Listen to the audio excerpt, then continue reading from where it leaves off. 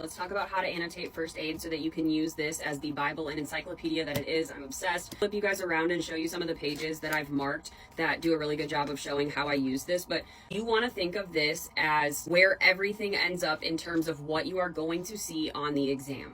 So when you're doing your practice questions and you're doing the explanations, at the bottom there's usually this part that says page whatever of the first aid.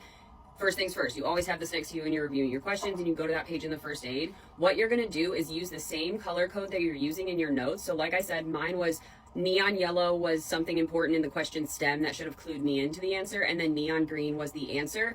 Dark green is like differential diagnosis, and neon blue is buzzwords or pathognomonic stuff. This should be your ultimate cheat sheet when it comes to studying for STEP or for level 1. It allows you to look through this book, see what's neon green, know what that answer is, and then every time you get a new question on that topic, you can see then what the 3 or 4 answers that were ever asked on that topic are, and then you can just flip through, put it on a note sheet, make a table, whatever you need to do. But I'm gonna flip you guys around and I'll show you. Oh, wait, also, in the back when you get it, there is a section called Rapid Review where it's just like 1-line buzzwords. I made a note card of every single one of these and I went through them all the time.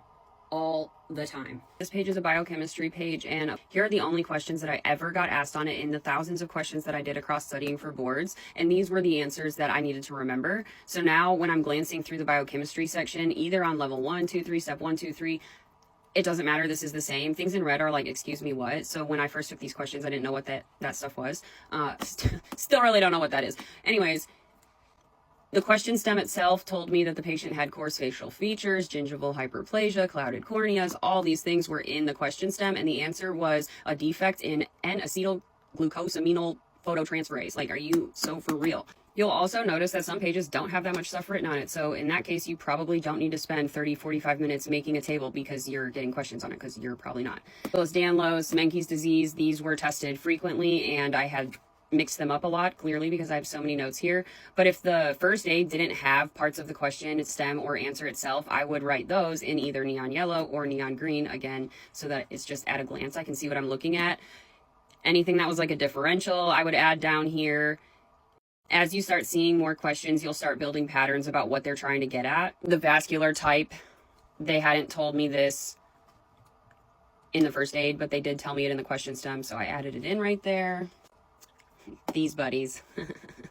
All of this in yellow was in the question stem. These were all the answers at a different, like this was the exact answer on a question one time. So I made this the cheat sheet that passed all of the Nepal students, apparently. Immunodeficiencies, things that are heavily tested on and have a significant amount of differential diagnoses are always going to be a favorite on the boards.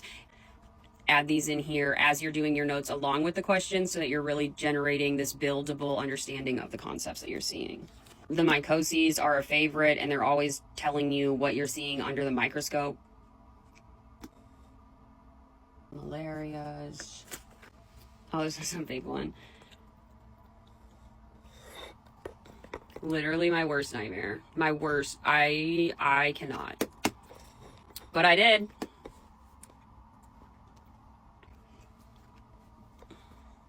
This is a good one. Again, the thyroid. They're always asking about the thyroid, so I made sure that this was a guide to all the practice questions that I received on the thyroid. Here, though. When it comes to like adding things that you've seen in videos, for example, I watched a video on the spinal tract anatomy and I put it right down there. All of this was in the question stem, and then that was the answer.